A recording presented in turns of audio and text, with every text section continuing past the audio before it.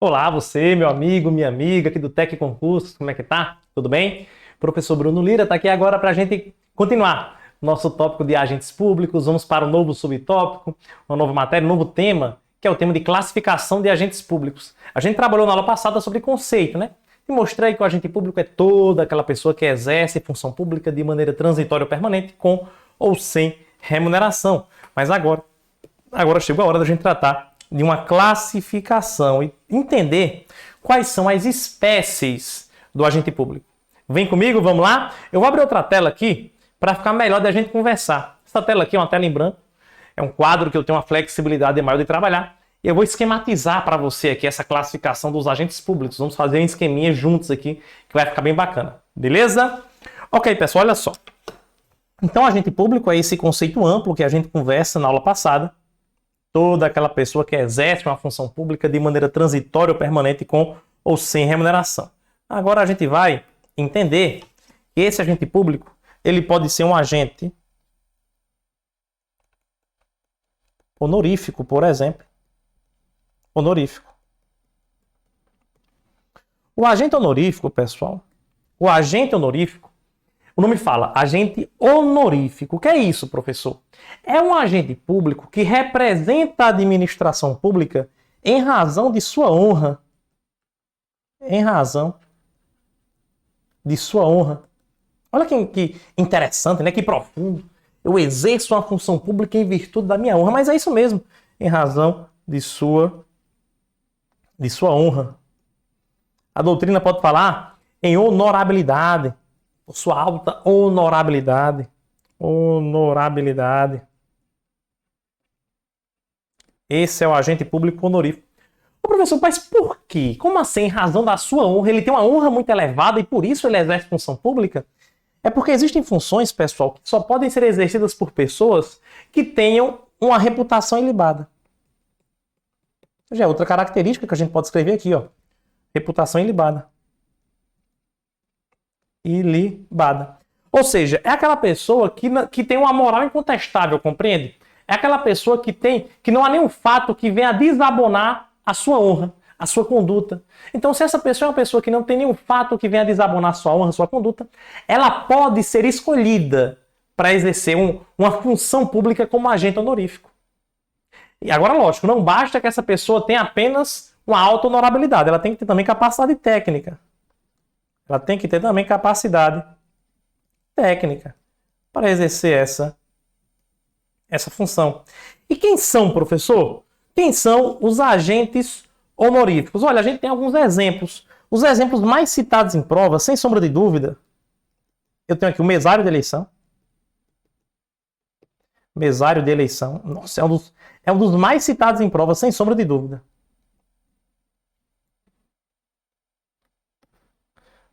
Deixa eu só ver aqui, porque meu lápis não está riscando mais. Será que travou? Deixa eu dar uma olhadinha. Voltou. Mesário de eleição. Pronto. Vejam só, o mesário de eleição, gente, no exercício da função, enquanto ele está no exercício da função de mesário, ele é um agente público honorífico. Perceba que o agente público honorífico, ele tem uma função transitória e, em geral, sem remuneração. É o mesário de eleição. O mesário de eleição, ele exerce função pública transitoriamente. Transitoriamente. E não ganha nada para isso. Não recebe remuneração. Ah, é transito. Mas, professor, eu sou mesário de eleição há 20 anos. Calma. Há 20 anos você é convocado para ser mesário de eleição. Mas você não tem 20 anos de mesário de eleição. Você é mesário naqueles dias que você vai assumir aquela função. Quando você sai de lá, você não é mais agente público. Por exemplo, hoje você está assistindo minha aula. Você é agente público aí hoje? Não.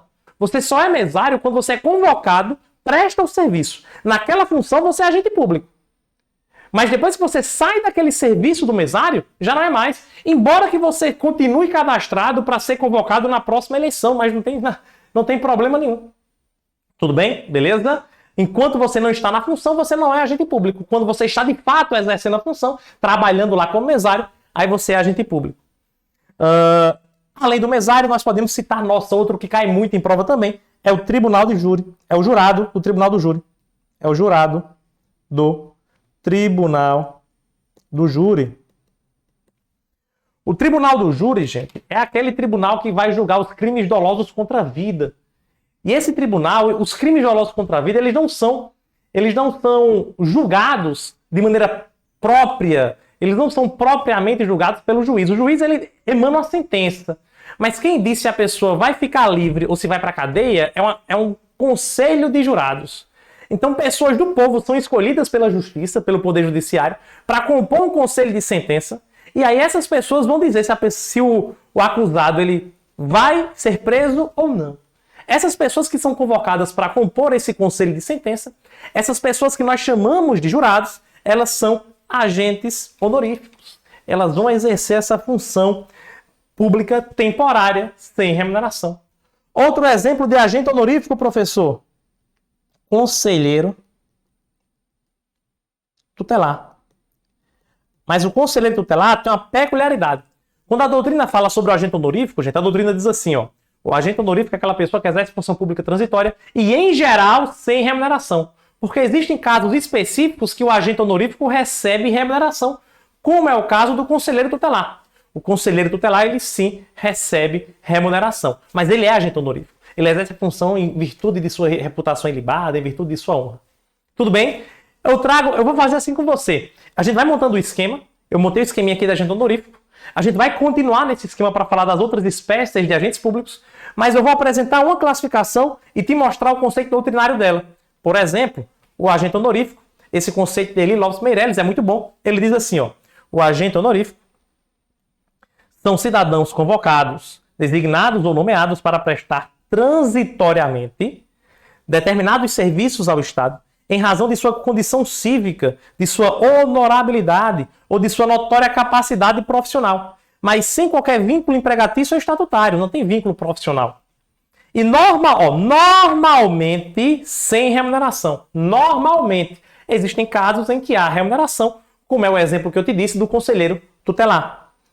Tais serviços constituem o chamado munius público, ou serviços públicos relevantes, de que são exemplos da função de jurado, mesário, comissário de menores, presidente ou membro de comissão de estudo ou de julgamento e outros dessa natureza. Esse é o conceito de Eli Lopes para o agente honorífico. É bem o que a gente conversou aqui. Ok, vamos continuar o nosso esqueminha? Vamos continuar o nosso esqueminha. A gente falou sobre agente honorífico, vamos conversar agora sobre os agentes delegados. O agente delegado. Gente, o nome já fala. Agente delegado. Ou seja, essa pessoa, ela exerce função pública por delegação. A gente pode até colocar aqui, ó. Função pública. Exerce função pública por delegação. Delegação. É uma pessoa, pessoal, que ela exerce função pública, mas não é porque ela é pessoa pública. Não é porque essa pessoa ela está dentro do Estado, não. Não é porque essa pessoa é o próprio Estado, não. É um particular. Só que esse particular, ele recebeu uma delegação do Estado para exercer a função pública. É um exemplo típico em prova. Tabelião de cartório. O tabelião de cartório é um exemplo típico de agente público delegado. Veja, o tabelião, ele não é um servidor público em sentido estrito, compreende? Ele não tem uma atividade profissional. Ele não é um funcionário do Estado. Não. Ele é particular. Mas ele edita atos administrativos. Porque ele exerce uma função pública em decorrência da delegação estatal. Então, é o que nós temos aqui como agente delegado. O agente delegado tem uma característica muito importante, que a prova adora cobrar, que é o seguinte. Essa função pública, ela é exercida por delegação, mas o agente delegado, ele atua em nome próprio,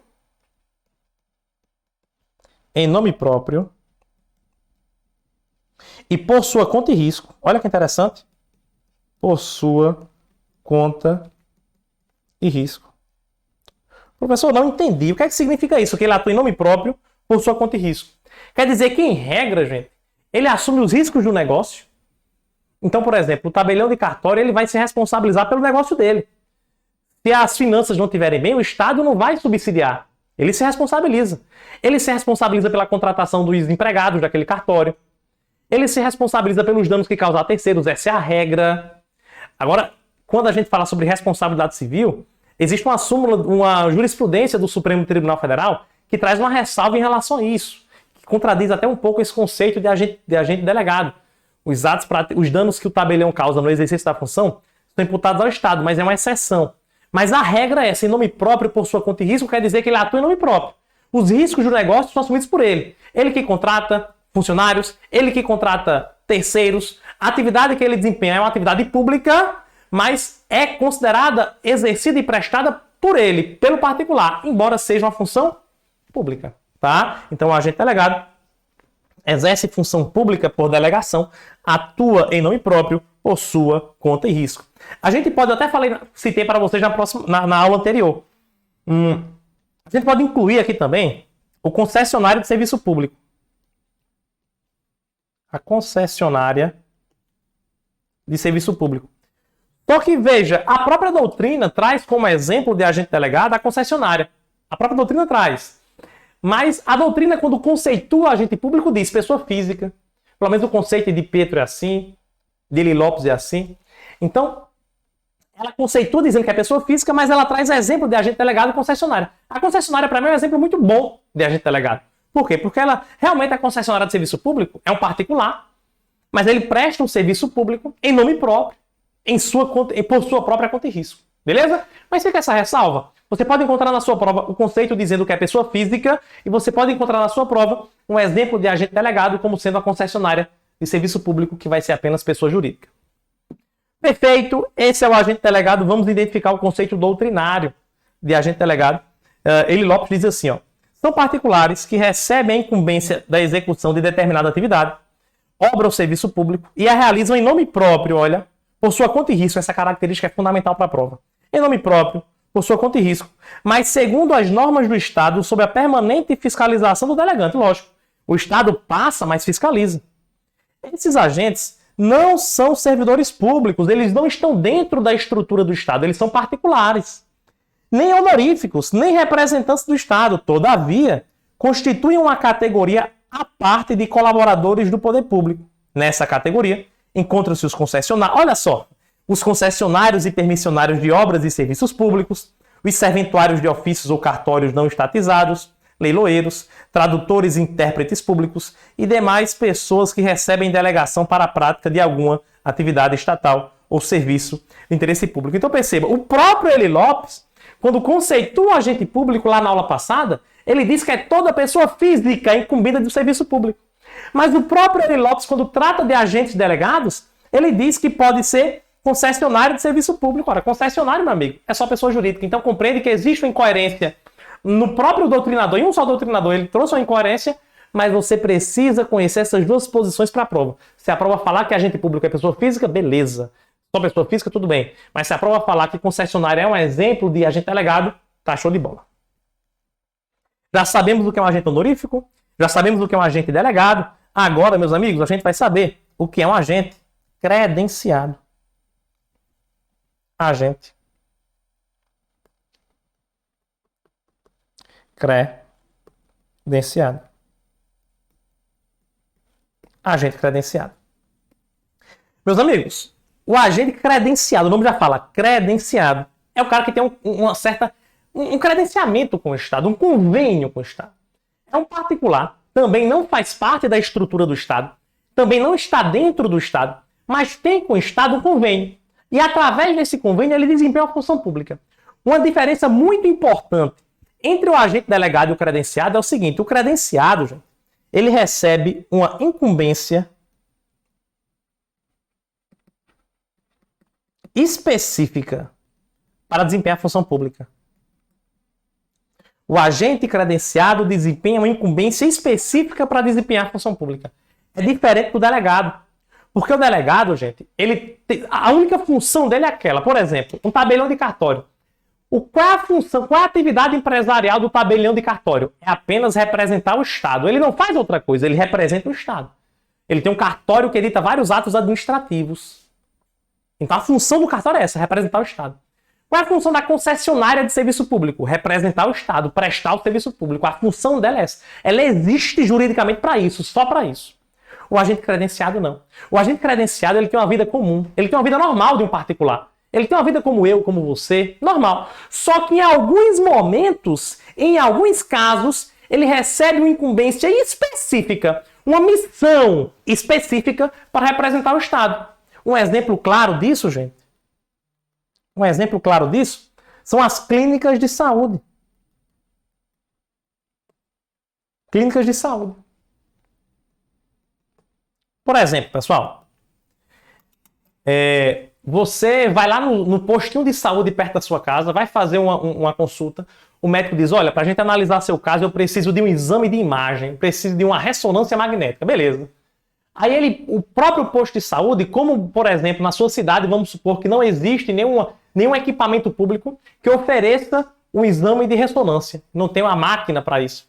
Mas o SUS tem um convênio com a clínica particular e lá no posto você vai pegar o encaminhamento e no encaminhamento do postinho de saúde tem dizendo assim, olha, você vai se dirigir à clínica privada tal e lá na clínica privada você vai fazer o exame de ressonância sem pagar nada. Aí você pega o encaminhamento do postinho de saúde, vai até a clínica privada, sem pagar nada, faz o exame lá. A clínica privada, nesse caso, é um agente credenciado. Perceba, você não pagou nada lá. Por quê? Porque quem pagou foi o Estado. Ela tem um convênio com o SUS e o SUS paga por esse exame. E perceba dessa diferença que eu estou te falando para o agente delegado, é que essa clínica privada, ela não atende só pelo convênio com o SUS, entende?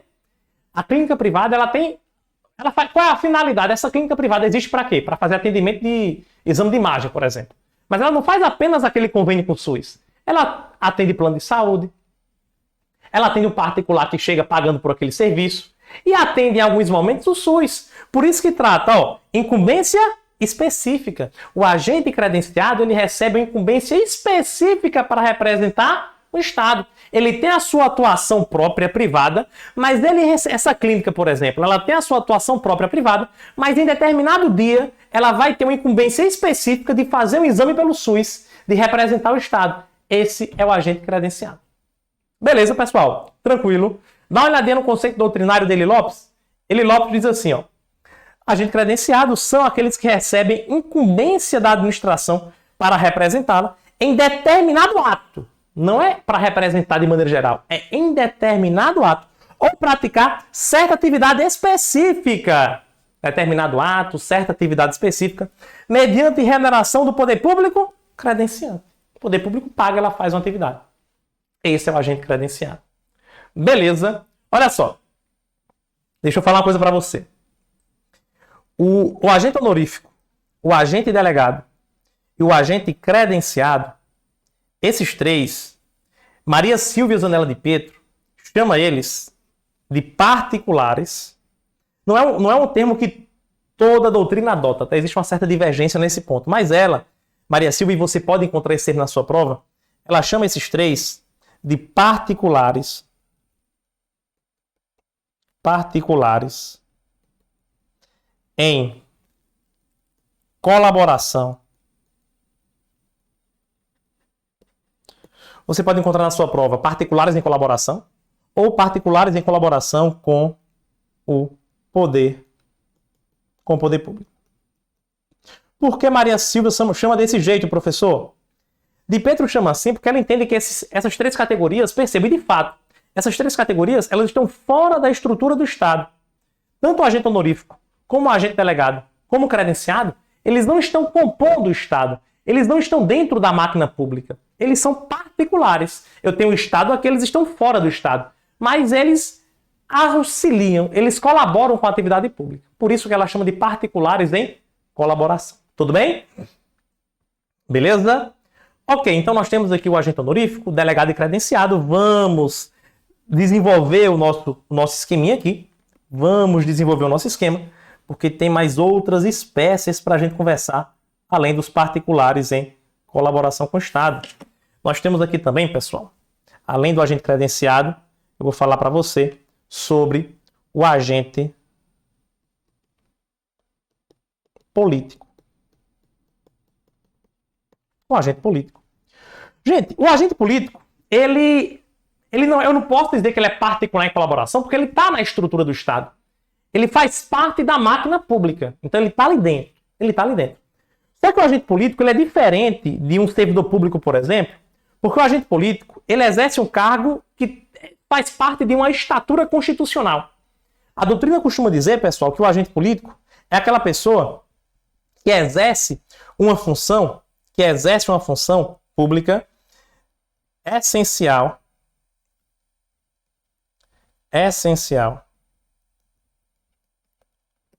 para a estrutura do Estado. É uma função essencial para a estrutura do Estado.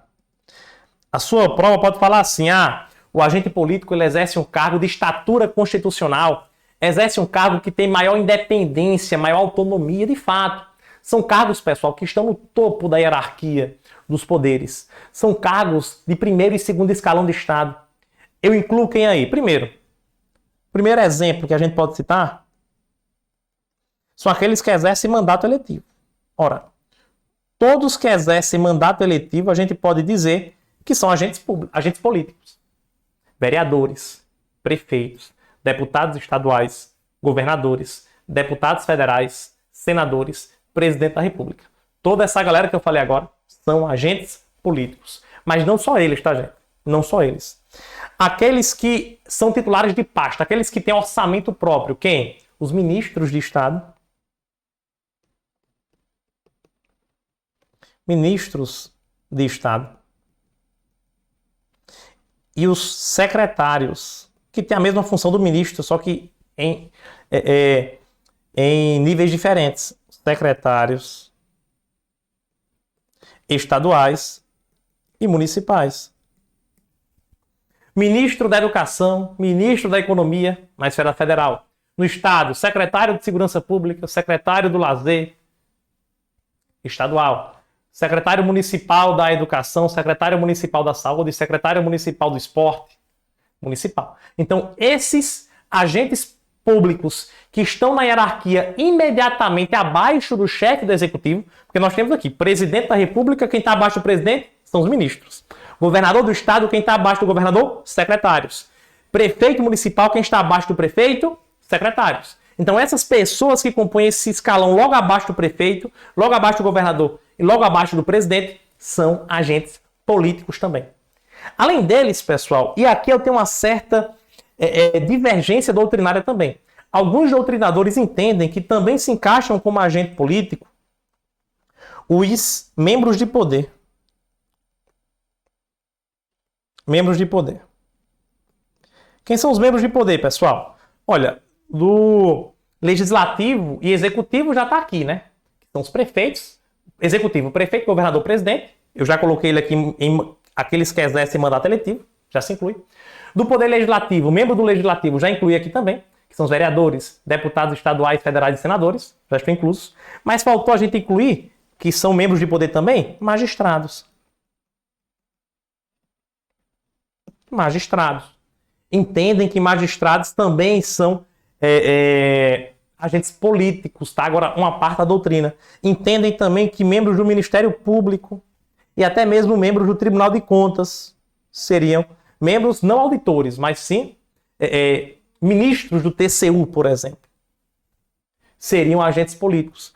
Mas aí, repito, não é não é pacífico na doutrina, mas na sua prova você pode encontrar que essas pessoas também podem ser agentes políticos. Beleza, pessoal? Tranquilo. Então esse é o agente político. Deixa eu mostrar na nossa tela aqui o conceito para o agente político, para você entender. Para você entender. Cadê? Tá aqui. Agentes políticos são os componentes do governo nos seus primeiros escalões, investidos em primeiro escalão, investidos em cargos, funções, mandatos ou comissões, por nomeação, eleição, designação ou delegação, para o exercício de atribuições constitucionais. Esses agentes atuam com plena liberdade funcional, desempenhando suas atribuições com prerrogativas e responsabilidades próprias, estabelecidas na própria Constituição e em leis especiais. Eles não são servidores públicos, pessoal. Não são servidores. Os servidores são os agentes administrativos que eu vou tratar já já. Eles não são servidores. Eles não se sujeitam ao regime jurídico único estabelecido na Constituição de 88. Eles não se sujeitam, por exemplo, à Lei 8.112. Não se sujeitam. Eles têm normas específicas para a sua escolha. Pode ser uma eleição, pode ser uma designação. Como, por exemplo, o ministro do Supremo Tribunal Federal é um agente político, segundo a parte da doutrina, e é escolhido por uma designação. Nomeação é uma indicação do presidente, aprovação do Senado e depois nomeação desse presidente. Pode ser eleição, no caso, mandato eletivo. Tem normas específicas para escolha, investidura, conduta e processo por crimes funcionais e de responsabilidade que lhes são privativos, tá bom? Então esse é o nosso conceito doutrinário dele, Lopes, para os agentes políticos. Beleza? Ok, então vamos voltar aqui na nossa tela, no nosso esquema. Falamos sobre os agentes políticos. Agora vamos ramificar um pouco mais. Trazer aqui para você outros agentes públicos. Eu vou citar um aqui para você que nem cai tanto em prova, mas eu preciso citar para você entender que é um agente público. Os militares.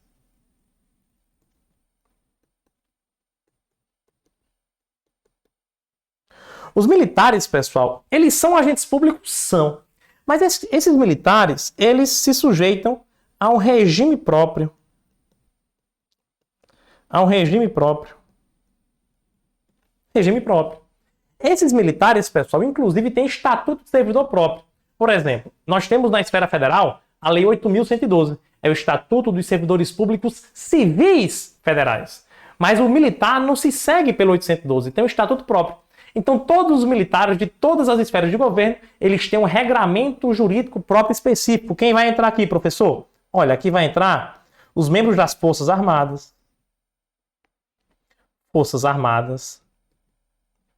Exército, Aeronáutica, Marinha, mas não só eles. Aqui entra também as polícias, os policiais militares e os bombeiros militares. As polícias militares dos estados e os bombeiros militares dos estados. Então essas pessoas são consideradas como militares. São agentes públicos, sim, exercem função pública, sim, mas não são servidores propriamente ditos. Eles são militares, uma categoria específica. E por último, nós temos os agentes. Agente administrativo. Nós temos o agente administrativo. Olha só. O agente administrativo é o que a gente vai conversar mais nesse conteúdo aqui. Porque o agente administrativo tem vários desdobramentos. O agente administrativo, gente, é aquele que exerce uma relação de trabalho. Ele exerce uma relação de trabalho profissional com o Estado. O agente administrativo é aquele que trabalha na estrutura do Estado. É aquele que está dentro do Estado trabalhando, exercendo uma função pública dentro do Estado. É o peão. O peão está aqui, tá, gente? O peão é o agente administrativo. Nós, eu servidor, você que será servidor, nós somos agentes administrativos. Estamos lá exercendo atividade administrativa, exercendo uma função pública dentro da estrutura do Estado. Essa relação profissional, gente, ela tem que ser uma relação não eventual. Deixa eu colocar aqui. Deixa eu ver como é que está meu espaço aqui. Coloco aqui do lado. Essa relação tem que ser uma relação não eventual. Não eventual quer dizer o seguinte, olha, tem que ser aquela relação em que eu estou indo trabalhar todos os dias, ou então se minha escala não for de todos os dias, mas eu estou lá sempre indo trabalhar. Trabalho eventual, gente, é aquele trabalho, por exemplo, eu chamei um eletricista para consertar a rede elétrica da minha casa. Ele veio hoje, consertou, beleza, só chamo ele quando quebrar de novo. Não, isso é eventual. Mas o trabalho do agente administrativo é um trabalho não eventual. Tem que ser indo trabalhar sempre, uma rotina de trabalho. Além disso, o agente administrativo ele se sujeita a uma relação de subordinação. Subordinação. Ele está dentro de uma estrutura hierárquica. Ele está dentro da hierarquia do Estado. Tá? Então essa é a relação de trabalho profissional que o agente administrativo deve ter. Para a gente fechar esse conceito de agente administrativo, eu só preciso te dizer o seguinte. O agente administrativo ele pode ser chamado na sua prova de servidor público. Só que ele é um servidor público em sentido amplo. Sentido amplo. Maria Silva Zanella de Pedro, ela disse que ele é um servidor público. Mas é servidor público em sentido amplo por quê, professor? Porque o servidor em sentido estrito é aquele que ocupa cargo público. Se ocupar emprego, já não é servidor, é empregado, que eu vou tratar com você sobre isso na próxima aula. Mas servidor público em sentido amplo é todo agente administrativo. Em sentido estrito, a gente vai conversar já na próxima aula, beleza? Para essa aula, meus amigos, era isso que eu tinha para conversar com você nesse esquema que eu tenho aqui. Eu vou te mostrar os conceitos doutrinários aqui sobre essas espécies militares e administrativos e vamos fazer questão, tá? Mas esse esqueminha que ficou pronto por hora, temos essas informações. Analisa aqui na nossa tela o que é o militar, que a gente conversou agora há pouco. Os militares abrangem pessoas físicas que prestam serviço às Forças Armadas, Marinha, Exército e Aeronáutica, e às polícias militares e Corpo de Bombeiros Militares do Estado, DF e território, com vínculo estatutário sujeito a regime próprio, como eu falei, mediante remuneração paga pelos cofres públicos. São esses servidores específicos. E os agentes administrativos, que a gente acabou de falar, são todos aqueles que se vinculam ao Estado ou às suas entidades autárquicas fundacionais por relações profissionais, sujeitos à hierarquia funcional e a regime jurídico único da entidade estatal a que servem. São investidos a título de emprego e com retribuição pecuniária, em regra por nomeação, excepcionalmente por contrato de trabalho ou credenciamento. Nessa categoria inclui-se também dirigentes de entidades paraestatais, não os empregados das estatais, é o que das paraestatais. As paraestatais são aquelas entidades que integram o terceiro setor de Estado, OS, OCIP, Sistema S, por exemplo. Então ele está dizendo aqui que os dirigentes dessas entidades seriam agentes administrativos, mas os empregados das entidades não seriam. Como representantes da administração indireta do Estado, também se enquadram aqui, os quais, nomeados ou eleitos, passam a ter vinculação funcional com órgãos da administração direta, controladores ou entidade. Esse é o conceito de Eli Lopes sobre agentes administrativos. Com isso que a gente viu, vamos fazer questão? A questão Sebrasp diz assim, ó, esses agentes, ela quer que a gente marque aqui, ó, qual é a categoria de agente público que ela está mencionando. Ela diz assim, esses agentes atuam com plena liberdade funcional, desempenhando suas atribuições com prerrogativas e responsabilidades próprias, estabelecidas na Constituição e em leis especiais. Opa, a gente conversou sobre ele aqui. Eles têm normas específicas para a escolha, gente. Essas normas específicas podem ser nomeação, pode ser indicação, pode ser eleição. Sua investidura, sua conduta e processo por crimes funcionais e de responsabilidades são privativos. Quem são esses? E aí? Tem plena liberdade funcional, prerrogativas e responsabilidades próprias, ora, são os agentes políticos, letra D. Assinala a opção que indica corretamente a espécie de agente público a que o trecho precedente se refere. São os agentes políticos, eles que têm essa liberdade, essa prerrogativa. Beleza? Última questão, Sebrasp também, promotor de justiça do Amazonas, diz assim, um cidadão que integra o conselho de sentença de um tribunal do júri. Falamos sobre isso, esse exemplo aqui. Exemplo típico de prova. O cara que é jurado do tribunal do júri é considerado nessa situação, enquanto ele está sendo jurado, ele é um agente honorífico. Cadê aqui? Agente público honorífico, letra D. Não é político, não é credenciado, nem é temporário. Eu vou ainda conversar sobre o temporário com você. Não é voluntário. É o agente público honorífico. Beleza? Meu amigo, minha amiga, chegamos ao fim da nossa aula. Eu espero que eu tenha te ajudado a entender sobre essa classificação dos agentes públicos, mas se liga, tá? Essa classificação que a gente chegou aqui, ó, a gente ainda vai enraizar um pouquinho ela para falar sobre as espécies de agente administrativo. Tudo bem? Então, um forte abraço. A gente vai se encontrando na próxima aula. E se você ficou com dúvida em qualquer ponto, não tem problema. Vem aqui no meu Instagram, mande sua dúvida, que assim que possível eu te dou um retorno. Combinado? Valeu demais, meu amigo, minha amiga. Eu e toda a equipe do TEC, a gente está muito feliz em ter você aqui conosco. Forte abraço, até breve.